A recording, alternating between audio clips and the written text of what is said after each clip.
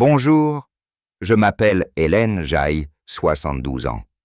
Et aujourd'hui, je veux vous parler d'un sujet qui touche tous les seniors, l'argent. Oui, l'argent peut devenir une source de stress et d'angoisse à mesure que nous vieillissons, surtout lorsque nos revenus deviennent plus fixes. Nos besoins changent et que chaque dépense compte.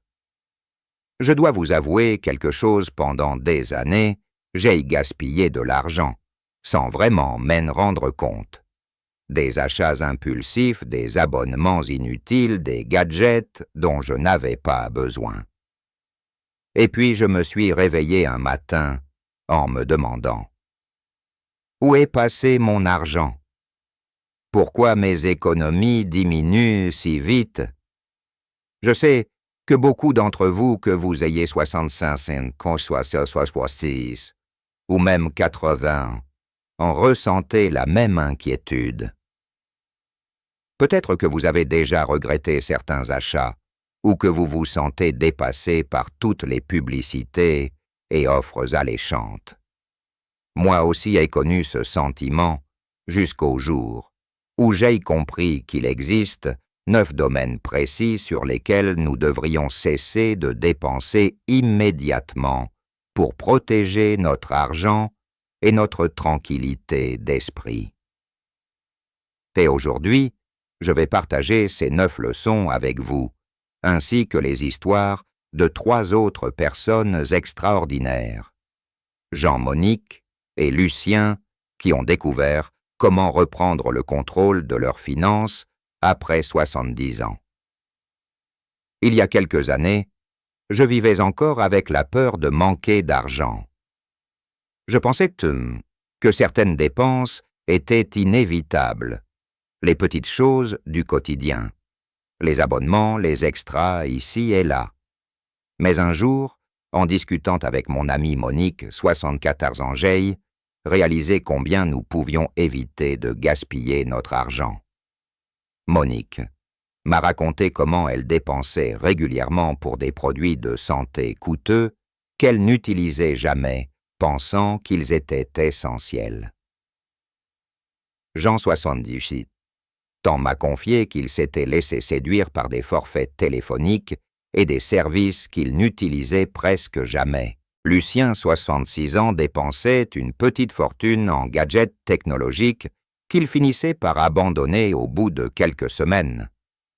Leurs histoires résonnaient avec la mienne, et ensemble nous avons compris qu'il est possible à tout âge de reprendre le contrôle et de protéger son argent. Le premier point à comprendre est que beaucoup de seniors dépensent encore pour des abonnements inutiles. Que ce soit un abonnement à la salle de sport, que nous n'utilisons jamais, des magazines que nous ne lisons pas, ou des services en ligne que nous avons oubliés, ces petites sommes s'additionnent rapidement. Pour Jean, il s'agissait d'un abonnement de streaming qu'il avait oublié depuis 3 ans. Chaque mois, 15 € disparaissaient sans qu'il s'en rende compte. Monique a découvert qu'elle payait pour un club de jardinage en ligne qu'elle n'avait jamais consulté. En révisant attentivement ses comptes, elle a pu récupérer plusieurs centaines d'euros par an. Le deuxième domaine où nous gaspillons souvent de l'argent est l'achat impulsif de gadgets et produits miracles. Je me souviens encore de ce matin où j'ai acheté un appareil de fitness révolutionnaire, convaincu qu'il allait transformer ma vie. 3 semaines plus tard, il était au fond d'un placard.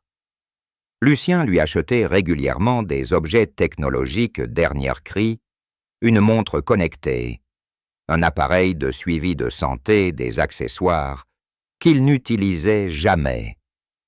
La leçon est simple: avant d'acheter, demandez-vous si vous en avez vraiment besoin et si ce produit apportera une valeur réelle à votre quotidien. Le troisième piège est la surconsommation de produits de santé coûteux. À notre âge, il est normal de vouloir prendre soin de notre corps, mais parfois, nous dépensons pour des suppléments ou traitements dont l'efficacité n'est pas prouvée. Monique dépensait chaque mois une somme importante pour des compléments alimentaires importés, pensant qu'ils protégeraient son cœur et ses articulations. Après quelques recherches et discussions avec son médecin, elle a découvert que certains n'étaient pas nécessaires et que des alternatives plus simples et moins coûteuses existaient.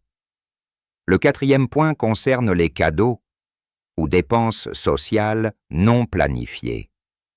Beaucoup de seniors souhaitent rester généreux et participer à des événements familiaux ou amicaux, mais cela peut peser sur le budget.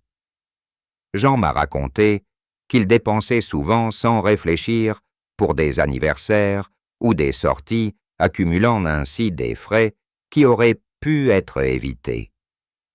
Nous avons appris à établir un budget précis pour ces occasions et à choisir des gestes significatifs mais raisonnables.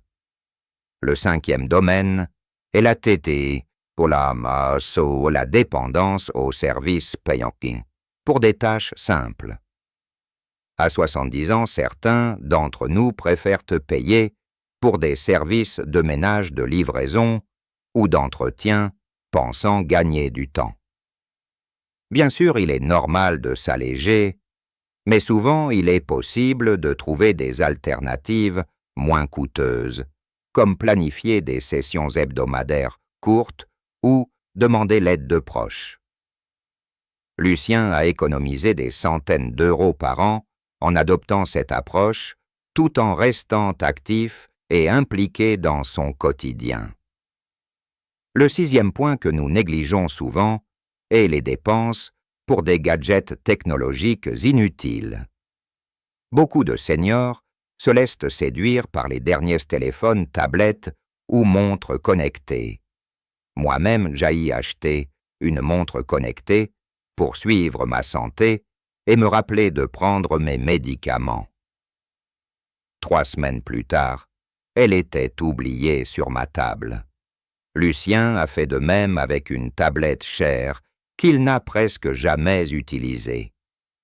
La leçon est simple, avant d'acheter de la technologie, demandez-vous si elle améliore vraiment votre quotidien ou si ce n'est qu'un objet décoratif coûteux. Le 7e point concerne les dépenses pour des aliments de luxe ou superflus. Bien sûr, se faire plaisir est important, mais beaucoup dépensent trop pour des mets que leur corps n'a pas réellement besoin ou qu'ils consomment en excès. Monique, par exemple, achetait chaque semaine des fromages importés et du vin coûteux. Après avoir suivi ses dépenses, elle a compris qu'en choisissant simplement quelques produits de qualité qu'elle aimait, elle pouvait se faire plaisir tout en économisant. Le 8e point concerne les forfaits touristiques ou billets non utilisés. Après 70 ans, certains seniors achètent des packages ou billets à l'avance, pensant qu'ils les utiliseront, mais souvent ils ne le font pas.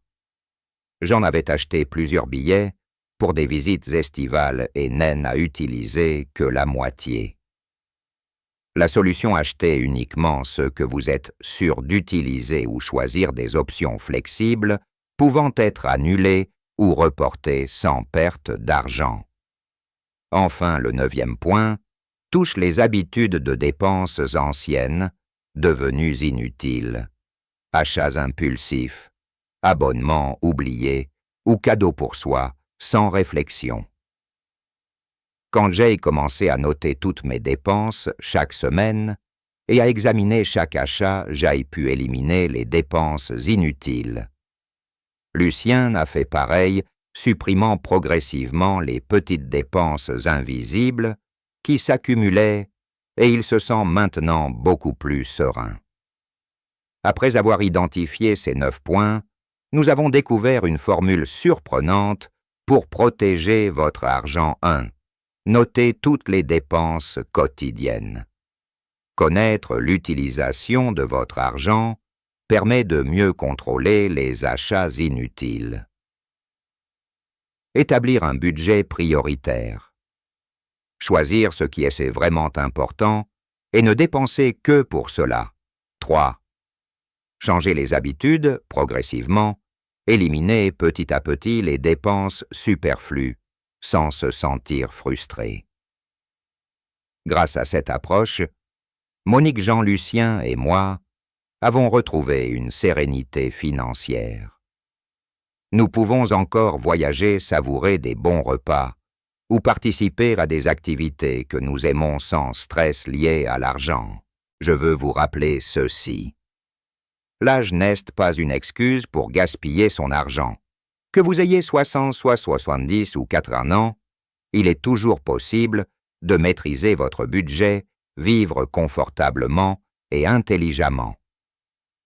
Chaque petit geste compte, chaque attention à vos finances fait une grande différence. Si cette vidéo vous a été utile, laissez un 1 dans les commentaires. Sinon, mettez 0.